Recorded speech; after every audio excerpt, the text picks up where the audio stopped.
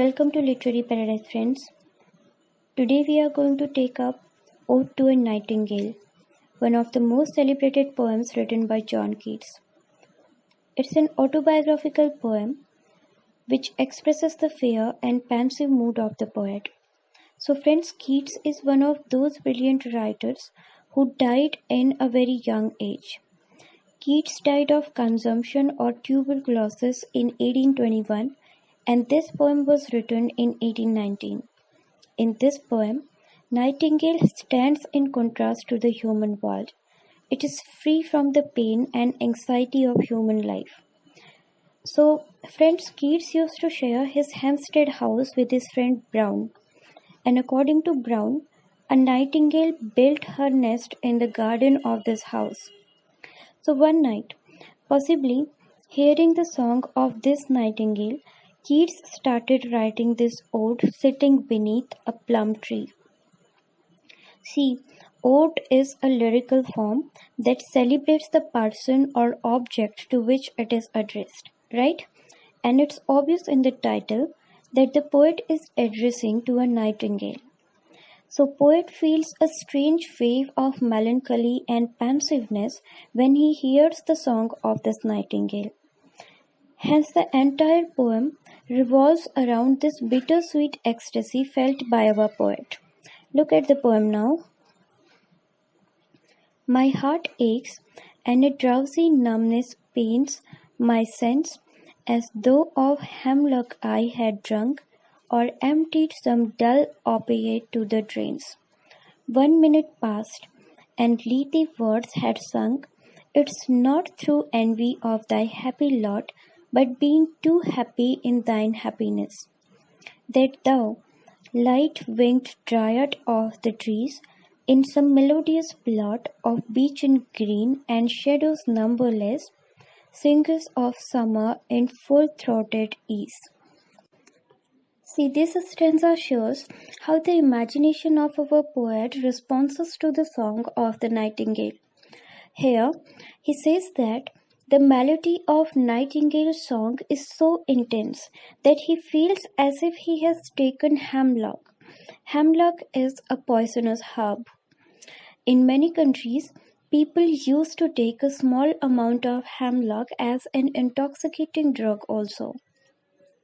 So see, this comparison of the bird song to an intoxicating plant of hemlock shows the hallucinating effect of the nightingale's song.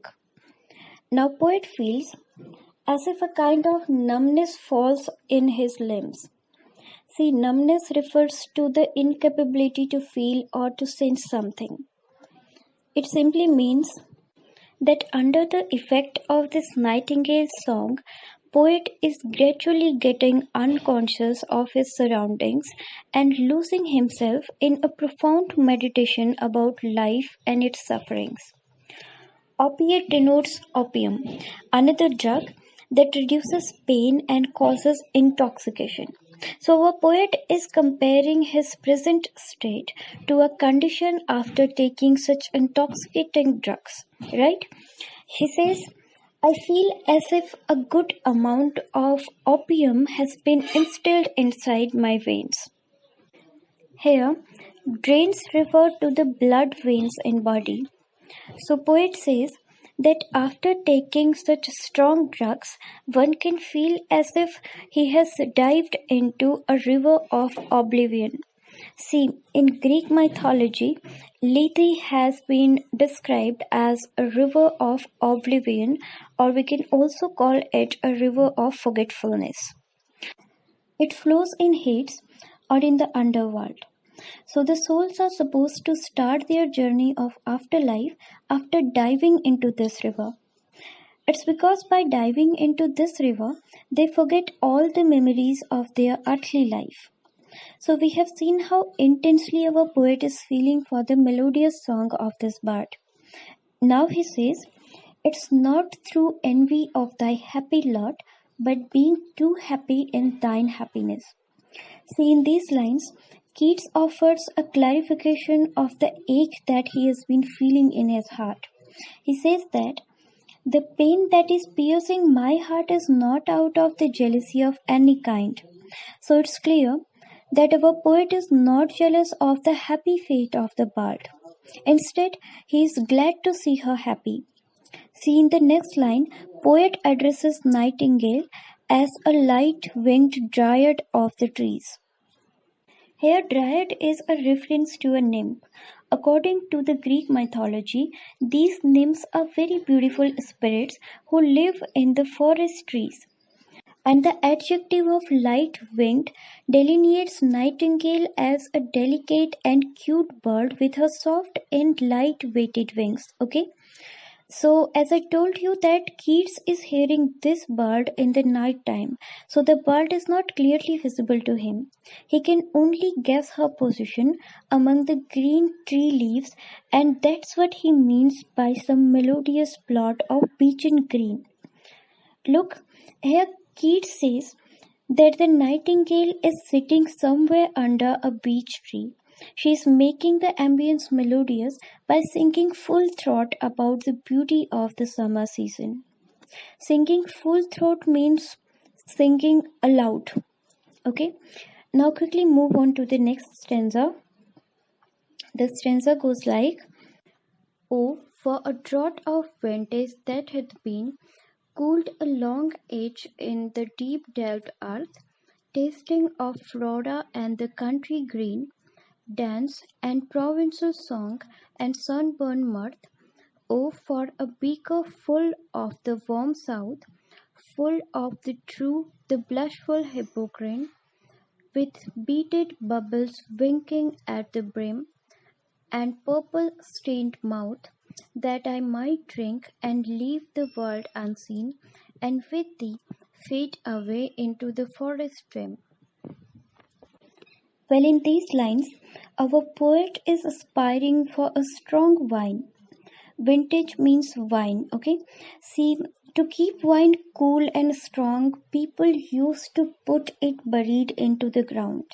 Now, Keats wants to taste that wine which has been stored under the earth's surface and which tastes of flowers and trees and brings a bunch of thoughts of countryside dance, songs, and celebrations together. Provençal refers to a rural area of southern France which was popular for a distinct joyous culture with songs and festivals of many kinds. Now see, a number of exciting thoughts are running inside our poet's mind. And now he imagines about a beaker full of warm south, means a drinking glass full of the wine which is found in the southern part of France. Now, poet fancies more about this drinking vessel. He mentions blushful hippocrene.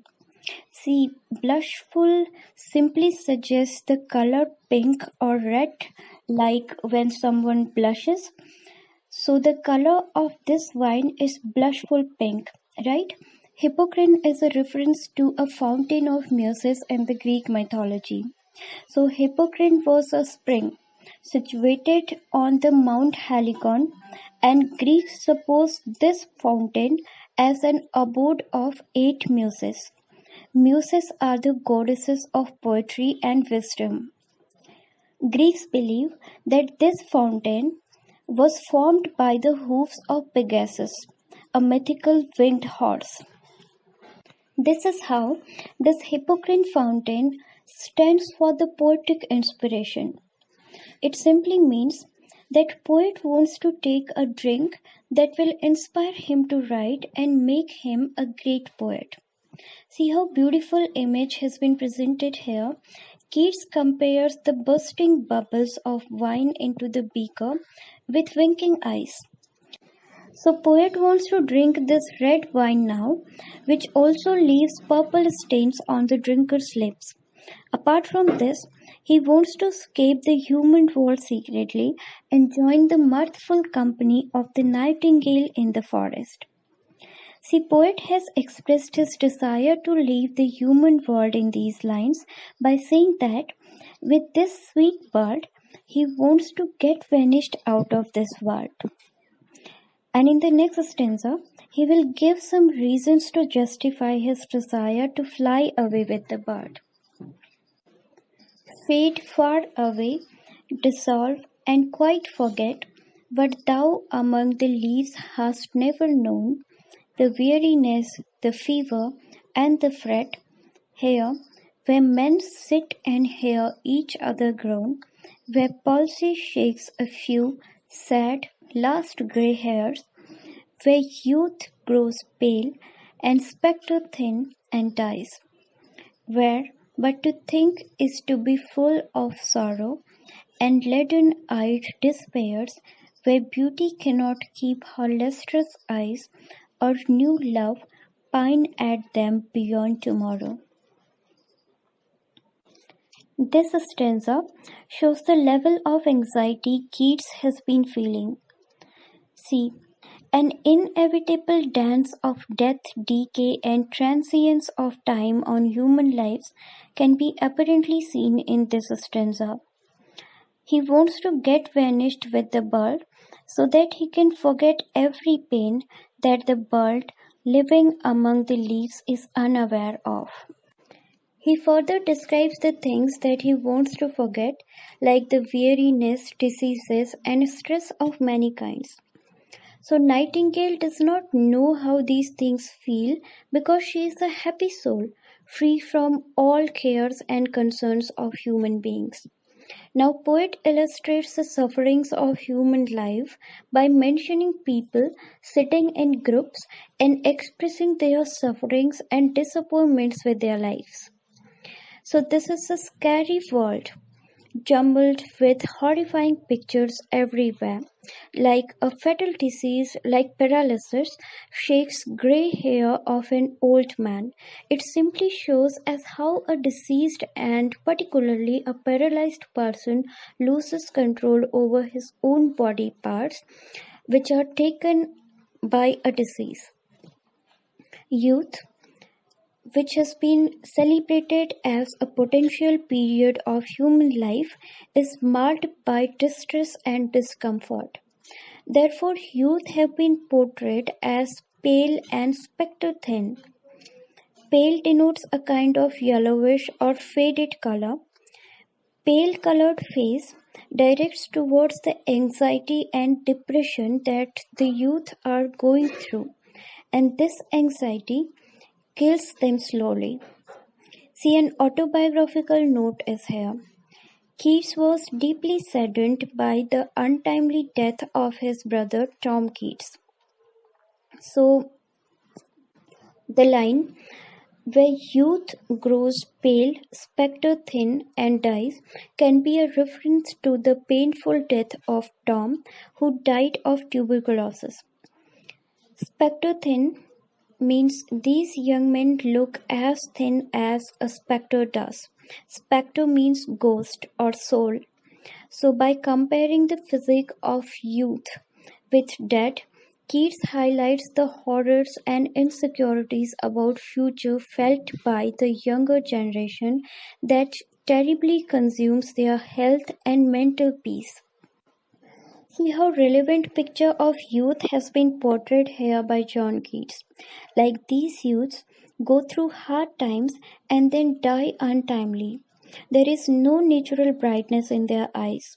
To poet, the sad eyes of these young men have become as stiff as lead. Now the final lines of this stanza show how beauty and love fall prey to the ruinous play of time. Beauty and love both are temporal or transient. Beauty cannot be maintained for long, as the lustrous eyes or the beautiful eyes of beloved lose their charm with the passage of time. Similarly, love also declines as the time passes. Is the night, and happily the queen moon is on her throne, clustered around by all her starry face. But here there is no light, save what from heaven is with the breezes blown through wondrous glooms and winding mossy ways. See, in the previous stanzas, we saw that poet had been enlisting many intoxicating things, like he talked about hemlock, he talked about opium, he talked about lethe, and also about the deep dwelled vintage. Remember, he expressed his keen desire to taste a country wine, but in this stanza, we will see that our poet is shifting his attention from senses to reason. Bacchus is a Roman name for Dionysus, the Greek god of wine, and parts refer to the attendants of Bacchus. Simply, our poet says that he wants to be lost into the fanciful world of the nightingale, but for this he won't rely on wine or other intoxicating things. He would rather choose his spontaneous poetic imagination for this purpose. Thus, our poet wants to escape this troublesome and scary world of us with the help of his invisible poetic wings. Now, see, poet is gradually becoming conscious of his surroundings. He feels his brain has been tired with so many thoughts, but he can also feel the delicacy and tranquility of the night time. He again alludes to mythologies, and this time he alludes to Selene, the goddess of moon in the Greek mythology. Now, poet says that the goddess has sat upon her throne, and her face means her attendants are clustered around her throne. He further says that despite the starry night with the beautiful moon, there is no light around. Why? Because our poet is sitting in a garden and the dense tree leaves are blocking the moonlight. Okay? And poet says that because of this densely overgrown garden, the scattered light is reaching on earth. Quadra screen refers to the tree leaves. I'm moving on to the next stanza. I cannot see what flowers are at my feet, nor what soft incense hangs upon the boughs, but in embalmed darkness guess each sweet, wherewith the seasonable month endows, the grass, the thicket, and the fruit tree wild, white hawthorn, and the pastoral eglantine, fast fading violet, covered up in leaves, and mid-May's eldest child, the coming musk rose, full of dewy wine, the murmurous haunt of flies on summer eves. The entire stanza can be seen as a commentary by our poet using his sense experience only. As nothing is visible to him, so he is making a lot of guess about his surroundings. He can feel his feet touching grass, bushes, or flowers on the ground, and he can smell the sweet aroma of seasonal flowers like hawthorn, eglantine, violet, and musk rose, which is described as mid-May's eldest child. Because this flower, musk rose, blooms in the beginning of the May, it means it blooms earlier, so it is elder to the other flowers. See, the beauty of this flower is being enhanced by the dew drops on its petals. Dewy wine denotes dew drops, okay? Meanwhile, the poet hears a sharp and somber humming of flies and beetles nearby. You can see that the atmosphere of this poem is getting serious now. Next stanza. Darkling I listen, and for many a time I have been half in love with easeful death, called him soft names in many a mused rhyme, to take into the air my quiet breath. Now more than ever seems it rich to die, to seize upon the midnight with no pain, while thou art pouring forth thy soul abroad in such an ecstasy. Still wouldst thou sing, and I have ears in vain, to thy high requiem become a sod. Here poet says that his mood is getting darkened by the pensive and heart-melting song of this bard. He confesses another secret of his life, that he has been obsessed with the idea of death, and many times in his mused rhymes, means in his poems, he has addressed death with some sweet names and pleaded him to take out his breath. It means to get rid of the sufferings of his life. Poet has pleaded death to approach him. But poet finds this moment appropriate to die. Of course, because everyone expects his final hour to be painless and peaceful. This is why the poet aspires to die at this pleasant hour, brightened by the moon and the stars above, and filled with some enchanting fragrances of the spring flowers, and most importantly, the nightingale is pouring down her melodious song right now. So, all these elements are enhancing the beauty of this moment, and for this reason, Keats feels it's rich to die in such a happy and serene ambience. Look at the final lines of this stanza. Here, poet envisions the scene after his death. He imagines that this bird would continue to sing her tuneful song even after the poet dies. But the dead poet won't be able to enjoy it because the lifeless ears of our poet won't supply him the bliss of the bird song. Requiem is a musical composition that is sung in a church to honor a dead person. But because poet seems to dislike the human world, so he wants Nightingale to perform this ceremony for him. So the same song of this bird would become a mourning song on poet's death. Sod refers to a heap of grass, so it means that the lifeless body of Keats would like nothing more than a heap of soil. Next stanza. Thou wast not born for death, immortal bard, no hungry generations tread thee down. The voice I hear this passing night was heard in ancient days by emperor and clown, perhaps the self-same song that found a path through the sad heart of Ruth when, sick for home, she stood in tears amid the alien corn, the same that oft times hath charmed the magic casements opening on the foam of perilous seas in fairy lands forlorn.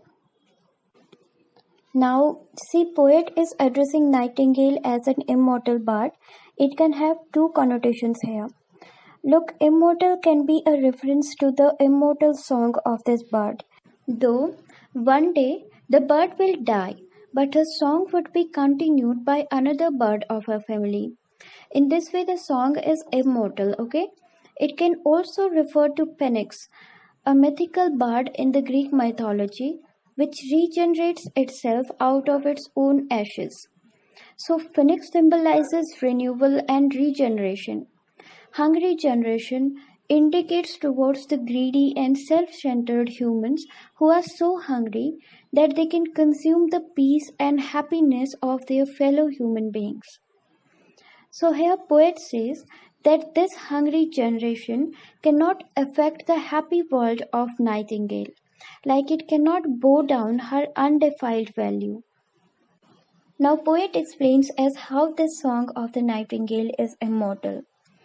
He says that the song that he is hearing this night had been heard by kings and clones in the ancient times. This is the same song that was heard by Ruth while she was working on her farms and feeling homesickness. Friends, the context of Ruth has been derived from the Old Testament of Bible. So it presents Ruth as a sweet and dedicated widow in the ancient Rome who was suggested for a second marriage by her mother-in-law, but she was so kind and so dedicated to her mother-in-law that she rejected this offer and chose to help her by working in her corn farms. Here, poet associates the tragedy of Ruth with the nightingale by saying that Ruth might have heard this song and the pensive harmony of this song might have made her homesick. Keats imagines that the song might have been fascinating to the sailors inside a ship.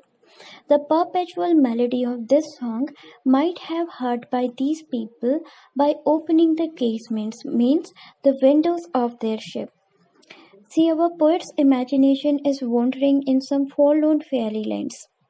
He imagines this ship floating across this forlorn place, means deserted or lonely place. So, this is how Keats has presented the Nightingale song as a perpetual melody appealing to people from different times and different places. I'm reading the final stanza now. Forlorn, the very word is like a bell. to toll me back from thee to my sole self.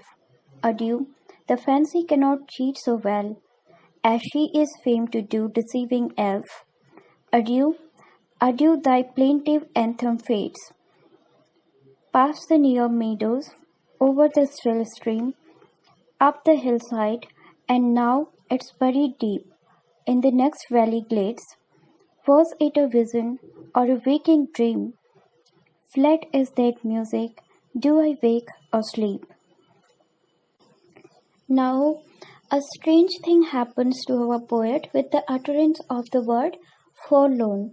It rings a bell to our poet that he has been traveling around a visionary word. So this word forlorn brings our poet to the actual word, and now poet wants to get rid of his imaginary word stimulated by the nightingale song. Adieu is a French word to say goodbye. So poet says goodbye to his imagination and declares that fancy cannot cheat him anymore. Here he addresses his imagination as an elf. See, elves are beautiful fairies who are known to mislead people by creating illusion to their vision. And now we can see that the bird has flown away without ceasing her song. As poet can hear the song near the meadows first. Meadows are the fields cultivated with the grass, okay? Thereafter, kids can hear the bird passing through a serene water stream, and then her voice echoes in the hills. And finally, it gets vanished in some distant valley. Now, poet is becoming conscious of himself and trying to get rid of his fancy. So Keats is stuck between his dreams and reality. The last two lines of this poem express this confusion of Keats. So friends, we have seen how abruptly Keats ends this poem with a note that imaginary pleasure cannot last for long, and sufferings and deaths are inevitable parts of human life. So thank you everyone. If you find this lecture helpful, hit the like button below and do subscribe to our channel.